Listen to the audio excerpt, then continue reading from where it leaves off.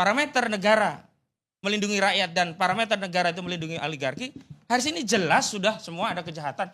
Harusnya negara segera mengambil, pertama cabut status PSN-nya, kedua hentikan proyek PIK 2 ini, baik yang di area PSN atau di luar wilayah PSN, karena di lapangan itu terjadi penyelundupan hukum yang ini menjadi materi muatan gugatan perbuatan melawan hukum yang kami ajukan di Pengadilan Jakarta Pusat, yakni apa?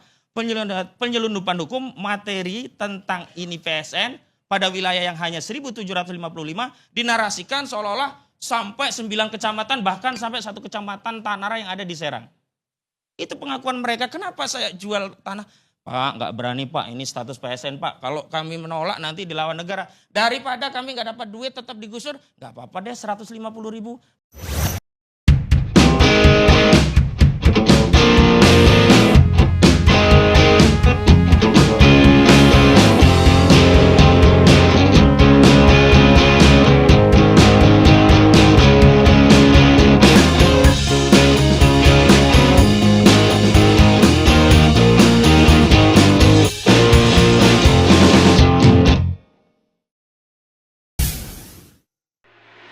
Bismillahirrahmanirrahim.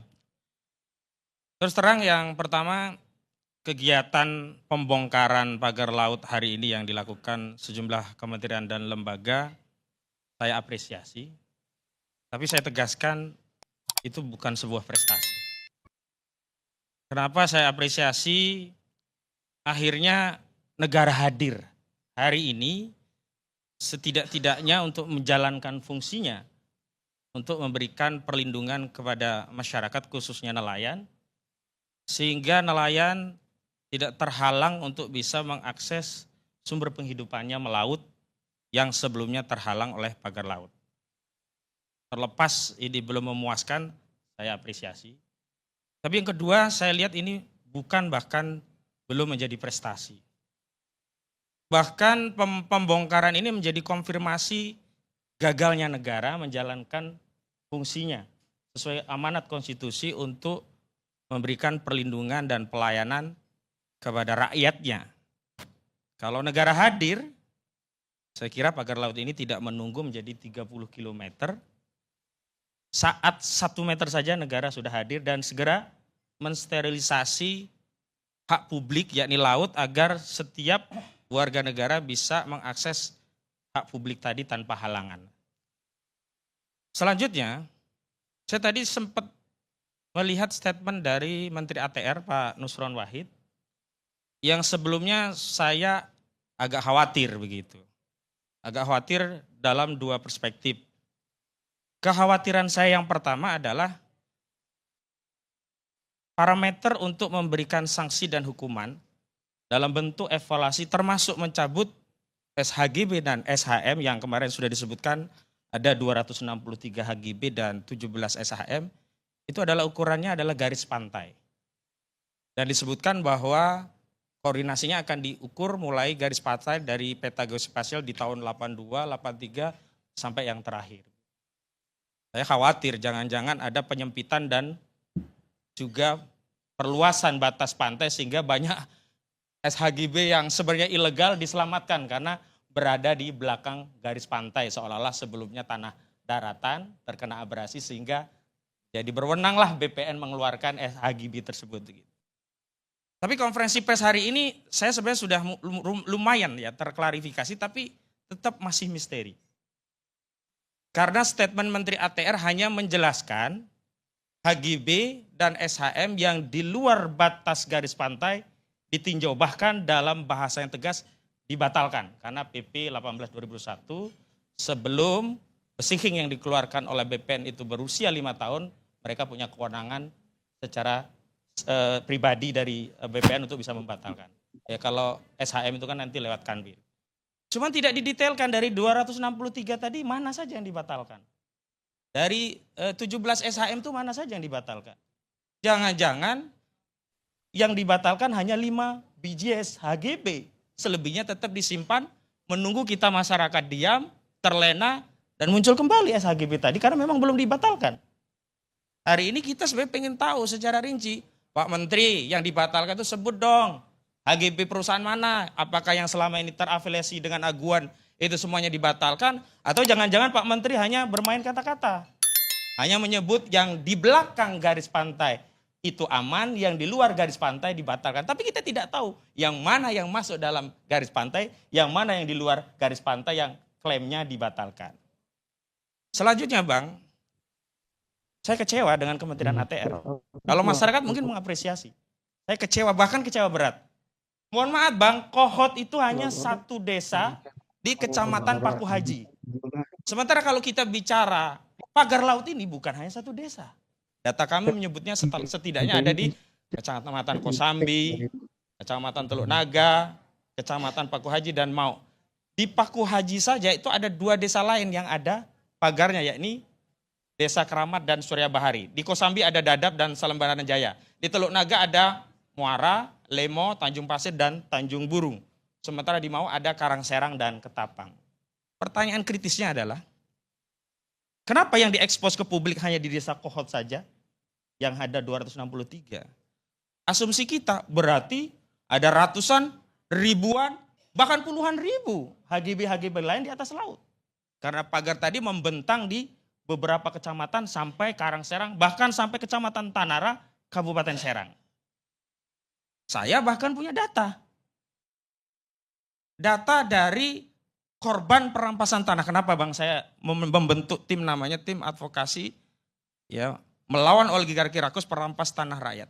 Saya buat definisi batasan, yang dimaksud merampas tanah adalah mengambil tanah dari pemiliknya tanpa keridhaan. Baik karena harganya semaunya, apalagi tanpa diberi harga, apalagi dengan ancaman intimidasi. Kami punya data, jadi yang sedang dirampas itu bukan hanya kawasan laut Bang. Kalau laut itu adalah hak publik dan pantai. Ada juga tanah yang kewenangannya negara yang dirampas, yakni di darat. Bentuknya apa? Sungai, jembatan, jalan-jalan. Diuruk itu. Kemudian ada hak milik rakyat yang sebagian ada baru giri, sebagian ada juga SHM, yang diambil oleh oligarki properti rakus yang kami sebut perampas rakyat. Siapa oligarki itu? Saya sebutkan di gugatan. Karena kami juga mengajukan gugatan perdata perbuatan melawan hukum di Pengadilan Negeri Jakarta Pusat dengan nomor perkara 754/PD3/2024/PN JKT-PST yang kami layangkan 30 November yang lalu. Dan hari ini sudah sidang ketiga. Besok sidang keempat masih kurang legal standing Airlangga Hartarto. Karena Airlangga Hartarto walaupun menteri ternyata dia tidak ngerti hukum Bang. Kami gugat pribadi yang datang staf menteri atas nama negara dengan surat tugas begitu. Saya lanjutkan. Di darat itu ada, nanti cross check BPN juga saya minta bekerja juga. Jadi jangan hanya menindaklanjuti setelah ramai di publik. Ini perkara sudah lama sejak 2018. Jadi sebelum Pantai Indah Kapuk itu punya status PSN, proyek status strategis nasional yang sebenarnya hanya 7.555 hektar. Ini sudah banyak masalah. Coba bayangkan, ada 900 hektar NIB yang di atasnya ada sertifikat atas nama pribadi baik HGP, juga ada korporasi pribadi hak milik, juga korporasi HGB. Itu hanya 3 orang, dimiliki 3 orang, 900 hektar. Ada yang atas nama Engcun Gojali, ada yang atas nama Freddy dan Henry. Ini kan nggak mungkin ada hak milik 900 hektar atas nama pribadi. BPN gimana ini kerjanya begitu loh. BPN selalu berdalih. Kami hanya melayani apa yang secara formil sudah dilengkapi. Masalah materialnya bagaimana bukan kewenangan kami. Dan sebenarnya pencabutan pagar laut hari ini Bang, itu belum membuka misteri. Soal pagar laut terindra itu udah dari dulu bukan misteri. Semua tahu ada pagar laut. Yang menjadi misteri kan yang sampai hari ini belum dibongkar oleh kekuasaan oleh negara, itulah siapa yang masang. Siapa yang mendanai? Untuk kepentingan apa itu pagar ada? Kok bisa aparat kita membiarkan? Dan saya sudah ajukan nama-nama siapa pelaku pemagaran tadi. Saya sudah datangi KKP, saya sudah minta audiensi, saya sudah sebut nama ke KKP. Ada Ahmad Gojali alias Engcun, ada Mandor Mehmet yang mengerjakan sebagai kontraktornya, ada Ali Hanafiah Lijaya. Dan Ali Hanafiah Lijaya itu orangnya Aguan. Kenapa negara berhenti pada status pencabutan? Kenapa negara nggak bertindak mencari siapa yang melakukan pencabutan, siapa yang membiayai, untuk apa. Dan ini sudah jelas kejahatan. Ya pelan-pelan dong. Gak bisa, Bang. Artinya hari ini baru mulai gebrakan. Lah kalau mau dicari kan tinggal... Oke, saya coba ikutilah. Kalau itu dilakukan oleh swasta bolehlah, seri. Tapi kita ini negara, Bang. Bisa bekerja secara paralel. Yang saya sayangkan, justru institusi yang berwenang dalam penegakan hukum awal-awal itu seolah ikut melindungi. Misalkan Polair menyatakan kami belum menemukan bukti adanya unsur pidana dalam kasus pemagaran laut. Padahal statement pejabat seperti ini tabu bagi proses penegakan hukum. Harusnya yang dia sampaikan adalah kami sedang melakukan penyelidikan dan tolong tunggu info lebih lanjut dari kami. Itu seolah-olah kan melindungi. Yang kedua, Sakti Wahyu Trenggono, aneh ini orang, menteri satu ini. Dia sudah bisa membahas motif daripada pagar itu adalah dalam rangka untuk mengumpulkan sedimentasi nanti akan teruruk lama-lama menjadi daratan. Dari mana dia mendapatkan kesimpulan itu? Kalau begitu dia sudah tahu yang memagar. Nah saya punya data lain, Bang.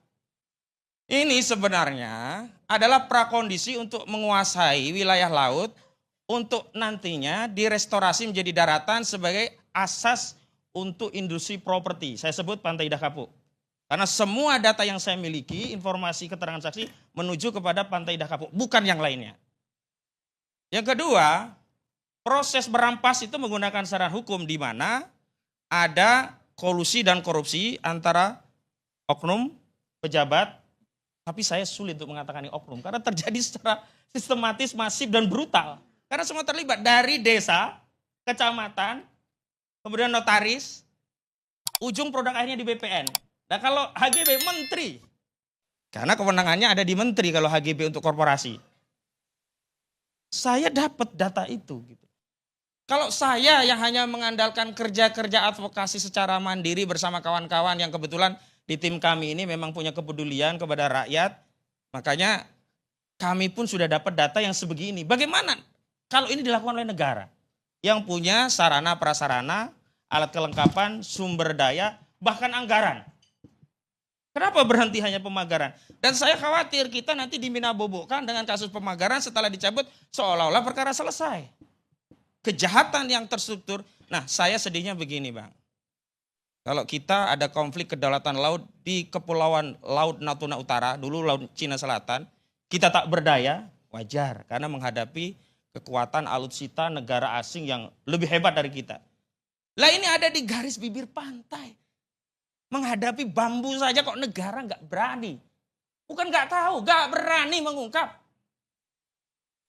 Lalu bagaimana kita sebagai rakyat punya ketentraman, jaminan bahwa negara ini akan memberikan rasa aman kepada kita. Padahal kalau kita kembalikan, ini saya mohon izin, Bang, kutip hadis Nabi, Nabi memberikan tafsiran seorang pemimpin itu seperti pelayan dan benteng yang melindungi rakyatnya. Al-imamu junnatun yuqatilu mi waraih wa yutaqabih. Pemimpin itu menjadi benteng yang rakyat terlindungi dari benteng seorang pemimpin gitu. Bukan justru dengan adanya pemimpin malah membuat rakyat takut karena pemimpin tidak bisa melindungi rakyatnya. Nah dalam konteks pagar laut ini terus terang kami Bang, rakyat jelas khawatir. Bagaimana kami bisa dilindungi dari serangan asing, serangan bom nuklir bahkan. Serangan pagar laut saja nggak bisa diungkap. Dan ada lagi hal yang lebih penting, Bang. Saya ingin menegaskan sebenarnya kita tidak mewarisi negeri ini dari para founding father kita. Di hakikatnya kita sedang mendapat amanah dari generasi selanjutnya yang amanah negeri ini harus sampai kepada mereka dalam kondisi selamat. Tidak mungkin kita akan mewariskan negara Kesatuan Republik Indonesia ini nantinya karena penguasaan tanah oleh oligarki, oleh aguan dan selanjutnya berubah menjadi NKRA, Negara Kesatuan Republik Aguan. Ini bahaya ini. Dan yang paling penting menurut saya dalam persoalan ini adalah ada tindakan yang secara implisit saya baca bahwa kebijakan yang diambil soal pagar laut ini adalah prakondisi untuk mencari jalan keluar dan penyelamatan terhadap kerusakan kejahatan yang sudah menjadi pengetahuan publik yang tidak bisa ditutup-tutupi lagi. Tidak bisa ditutup-tutupi lagi. Kalau mau bukti mungkin bapak-bapak yang hadir di sini, Bang Karni juga bisa saya ajak bagaimana sungai diuruk dan kemudian mata pencaharian hidup rakyat dari sungai itu menjadi mati karena sungainya diuruk. Mau enggak mau akhirnya terpaksalah dia jual tanah tadi dengan harga yang murah. Terjadi ini. Jadi kita ini hidup di negara yang merdeka tapi seolah-olah kita masih dijajah. Bedanya, makanya saya sudah memberikan satu tafsiran saat ini. Bedanya kita dulu dijajah asing, sekarang dijajah bangsa sendiri. Makanya hari ini Pak Prabowo Subianto sudah pada posisi, dalam tanda petik ya Bang ya, sudah dalam posisi membunuh atau dibunuh. Ini sudah perang yang levelnya di puncak. Kalau Pak Prabowo Subianto tidak membunuh oligarki dan seluruh antek-antek yang bercokol di negeri ini, maka Pak Prabowo yang akan dihabisi oleh rakyat. Kenapa? Rakyat nggak akan percaya. Berarti ada perlindungan negara kepada oligarki. Sederhana, apa parameter negara melindungi rakyat dan parameter negara itu melindungi oligarki? Hari ini jelas sudah semua ada kejahatan. Harusnya negara segera mengambil. Pertama, cabut status PSN-nya. Kedua, hentikan proyek PIK 2 ini, baik yang di area PSN atau di luar wilayah PSN, karena di lapangan itu terjadi penyelundupan hukum yang ini menjadi materi muatan gugatan perbuatan melawan hukum yang kami ajukan di Pengadilan Jakarta Pusat. Yakni apa? Penyelundupan hukum materi tentang ini PSN pada wilayah yang hanya 1.755 dinarasikan seolah-olah sampai 9 kecamatan, bahkan sampai 1 kecamatan Tanara yang ada di Serang. Itu pengakuan mereka, kenapa saya jual tanah? Pak, nggak berani Pak, ini status PSN Pak. Kalau kami menolak nanti dilawan negara. Daripada kami nggak dapat duit tetap digusur, nggak apa-apa deh 150.000, nggak apa-apa deh 50.000, nggak apa-apa lah 35.000. Makanya Bang Said Didu ngobrol santai. Saya makan di PIK harganya 200 atau 150.000. Sudah berapa meter tanah ini harus dijual oleh orang-orang yang menjadi korban begitu. Nggak etis. Dah kalau hari ini memang negara hadir, umum yang pertama kalau ada huru-hara itu hentikan dulu, diaudit. Audit yang pertama tentu secara kinerja. Audit kedua secara keuangan. Audit yang ketiga, ini yang paling penting adalah hukum. Apakah ada perbuatan melawan hukum? Apakah ada penyalahgunaan kekuasaan yang menguntungkan diri sendiri, orang lain atau korporasi sebagaimana diatur dalam ketentuan pasal 3 dan pasal 2 Undang-Undang Nomor 9 tahun 1999, 3999 tentang tindak pidana korupsi. Karena saya bisa pastikan Bang, terlibat semua ini. Desa, kecamatan, notaris, kemudian BPN, menteri, dan termasuk institusi penjaga kedaulatan negara kita. TNI dan juga Polri. Kenapa? Enggak mungkin Bang, ada pagar sampai 30 meter, Pol Air itu enggak tahu, TNI AL itu enggak tahu, polisi enggak tahu, kecamatan enggak tahu, kelurahan tempat hilir mudik bambu dibawa nggak tahu, nggak mungkin. Itu mengkonfirmasi apa? Memang kejahatan terhadap kedaulatan negara ini luar biasa. Dan ingat, ini bukan kejahatan tanam pagar laut. Tidak ansih soal itu. Tapi ini kejahatan terhadap kedaulatan negara. Apa taruhannya? Taruhannya adalah masa depan negara. Bukan hanya eksistensi negara hari ini, tapi masa depan negara. Makanya saya tegaskan, kita tidak sedang mewarisi negara dari para pendahulu kita, tapi kita mendapatkan titipan amanah negara dari generasi selanjutnya. Maka negara ini harus sampai kepada negara selanjutnya, kepada periode pada anak cucu kita, generasi selanjutnya dengan selamat. Jangan sampai anak cucu kita nanti mendakwa kita karena mereka mendapati negara sudah bukan lagi milik mereka.